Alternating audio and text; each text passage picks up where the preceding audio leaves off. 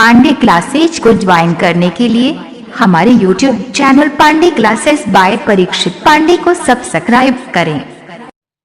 Good morning all of you. I am Parikshit Pandey, most welcome in my YouTube channel Pandey classes by Parikshit Pandey. तो साथियों, आज मैं आप लोगों के लिए पास्ट कंटिन्यूअस टेंस की पैसिव वॉइस लेकर के उपस्थित हुआ हूं, जिसमें आपको आज बताएंगे पास्ट कंटिन्यूअस टेंस की पैसिव वॉइस किस प्रकार से बनती है और इसे कैसे चेंजेस किया जाता है। पिछली क्लास में मैंने आप लोगों को पास्ट इंडेफिनिट टेंस तक मैंने आपको बता दिया था। तो आप सभी ज़्यादा से ज़्यादा वीडियो को शेयर करें, ये पसंद आए तो लाइक करें, और चैनल को सब्सक्राइब नहीं किए हैं तो प्लीज़ चैनल को सब्सक्राइब करें और अपने दोस्तों के पास भी शेयर करें। बच्चों, यदि अगर आपको किसी बात से कोई भी बातें समझ में ना आए तो आप सब कमेंट जरूर किया करें, ठीक है। आप लोगों का कमेंट, आप लोगों का लाइक करना हम लोग के बड़ा दायित्व और बहुत मायने रखता है, क्योंकि उसी के अनुसार हम लोग वीडियो बनाते हैं कि कैसे वीडियो हमारे बच्चों को चाहिए होता है, ठीक है। तो चलो हम ले चलते हैं आप सबको पास्ट कंटिन्यूअस टेंस की तरफ। तो यहाँ पे पास्ट कंटिन्यूअस टेंस का जो नियम होता है, क्या होता है, इसके बारे में हम चर्चा कर देते हैं।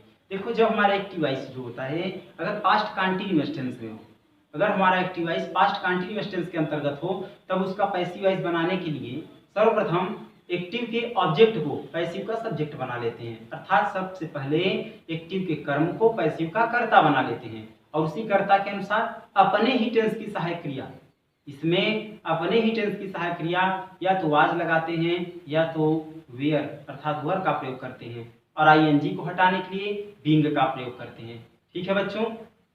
फिर मेन वर्ब की थर्ड फॉर्म लिखते हैं। फिर बचे हुए शब्दों को लिखने के बाद अंत में प्रीपोजिशन बाई का प्रयोग करके एक्टिव के कर्ता को कर्म में बदल करके बाई के बाद लिख देते हैं। तो बच्चों, यही आपका पास्ट कंटिन्यूअस टेंस का रूल होता है।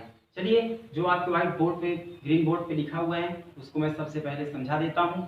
देखो बच्चों, इसे लिख करके क्यों आता हूँ, ताकि आप लोगों को ये बातें थोड़ा सा टाइम कम लगे, इसलिए मैं इसको लिख करके आता हूँ। नहीं तो यहाँ भी लिख सकता हूँ, बताते हुए लिख सकते हैं साथ में, ठीक है। उसके बाद में क्या है, लिखा है कि जब हमारा active voice past continuous tense के अंतर्गत हो, तब उसका पैसिव वॉइस बनाने के लिए क्या करेंगे, सबसे पहले एक्टिव के ऑब्जेक्ट को पैसिव का सब्जेक्ट बना लेते हैं और उसी सब्जेक्ट के अनुसार अपने ही टेंस की हेल्पिंग वर्ब अर्थात सहायक क्रिया वाज और वर का प्रयोग करते हैं। फिर क्या करते हैं, आईएनजी को हटाने के लिए बीइंग का प्रयोग करते हैं और फिर वर्ब की थर्ड फॉर्म का प्रयोग करते हैं। फिर एक्टिव के सब्जेक्ट को पैसिव के ऑब्जेक्ट में बदल करके प्रीपोजिशन बाई के बाद लिख देते हैं। यह आपके ग्रीन बोर्ड पे यहाँ लिखा हुआ है। बच्चों, आप सभी को आशा करते हैं कि सभी वीडियोज आप तक पहुंच रहे होंगे, सभी सब्जेक्ट के वीडियोज पहुंच रहे हैं। जिस सब्जेक्ट के वीडियोज नहीं पहुंच रहे हैं, आप लोग आज कमेंट करके जरूर बताएंगे कि किस सब्जेक्ट के वीडियोज आपको प्राप्त नहीं हो रहे हैं और किस सब्जेक्ट में आप लोगों को प्रॉब्लम्स है। वो बातें आज आप लोग कमेंट के माध्यम से जरूर बताएंगे। तो ले चलते हैं हम आपको एग्जाम्पल्स की तरफ, इनके एग्जाम्पल्स करवाते हैं। सबसे ज्यादा मायने रखता है इसका एग्जाम्पल्स, ठीक है। तो जैसे बच्चों यहाँ लिखा है कि I was walking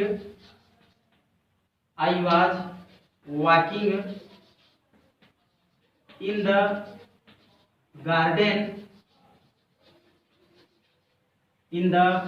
garden with Meena full stop.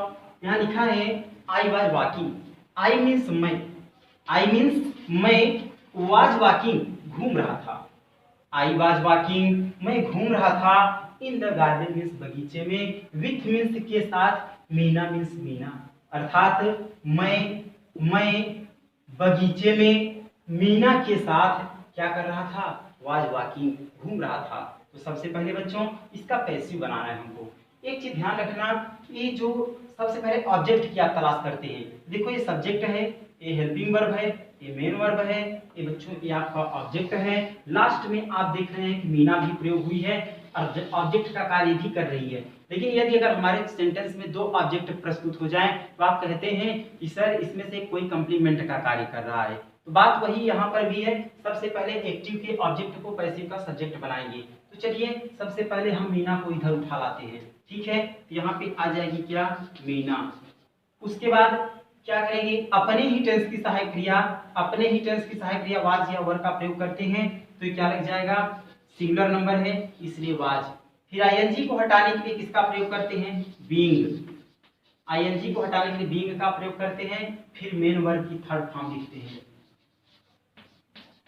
Main verb की थर्ड फॉर्म लिखते हैं। और बचे हुए शब्दों को लिखने के बाद क्या बचा है बच्चों, इन द गार्डन विथ। पे बचे हुए शब्दों को लिखने के बाद इन the garden with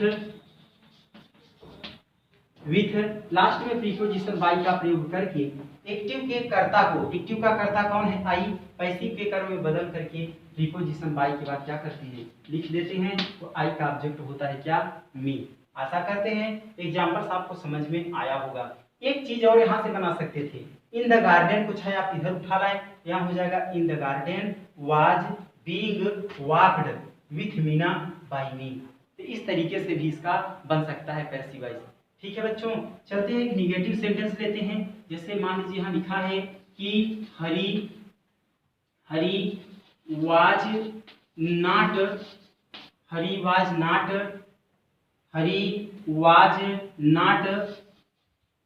running on the road.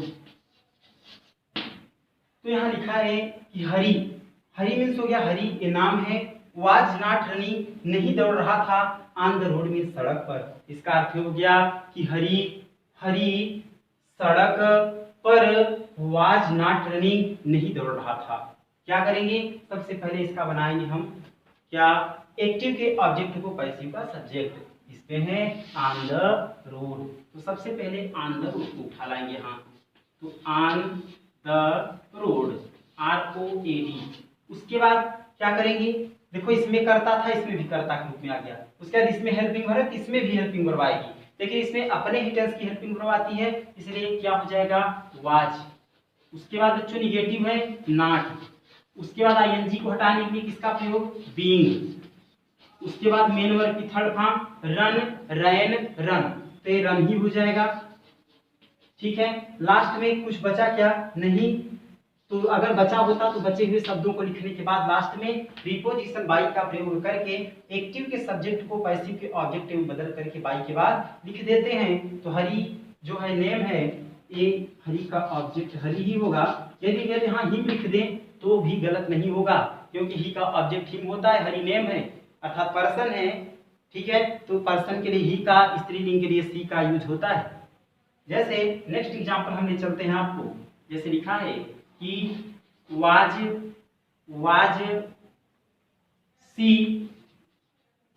C not cooking food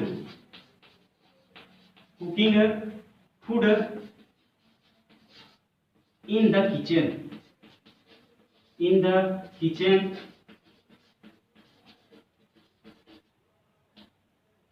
question mark.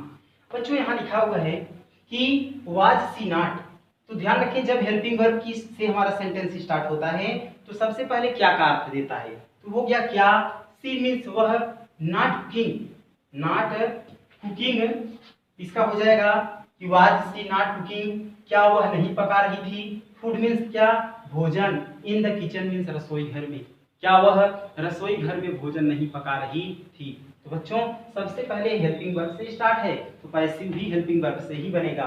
लेकिन इसमें देखो दो ऑब्जेक्ट हैं, एक आपका है फूड, एक है इन द किचन। तो चाहे फूड को लाएं चाहे इन द किचन को लाएं, अगर फूड लाएंगे तो यहाँ पे अपने ही टेंस की साइड लेके आएगी वाज। उसके बाद में किसको ला रहे हैं, फूड को। उसके बाद निगेटिव है नॉट, ING को हटाने के लिए किसका प्रयोग करते हैं, बीइंग का प्रयोग करते हैं। ठीक है, फिर मेन वर्ब मुख्य क्रिया की थर्ड फॉर्म, तो कुक का थर्ड फॉर्म क्या होता है, कुक्ड। बचा क्या, इन द किचन।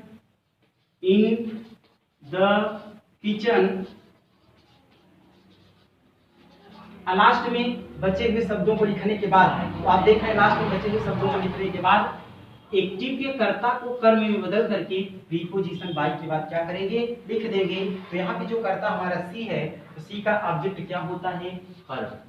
ठीक है, लास्ट में क्वेश्चन मार्क का प्रयोग कर देंगे। तो आशा करते हैं ये बात आप लोगों को समझ में आई होगी। तो आज की क्लास में बस इतना ही। वीडियो को ज़्यादा से ज़्यादा अपने दोस्तों के पास भी शेयर करें और हमारे जितने भी स्टॉप में टीचर्स पढ़ा रहे हैं आप लोग कमेंट्स करके बताया करें कि कौन सा सब्जेक्ट आप लोगों के नहीं मिल रहे हैं, कौन से सब्जेक्ट मिल रहे हैं। और आप लोगों ने इंटर की मैथ के लिए गुरुजी जो पढ़ाते हैं चल सर, आप लोगों ने कमेंट किया था कि सर किस किताब से पढ़ाते हैं, तो आज आपको गुरुजी बता देंगे कि किस प्रकाशन से पढ़ाते हैं। तो आप लोग अपना प्रकाशन मैच कर लेंगे। ठीक है, धन्यवाद।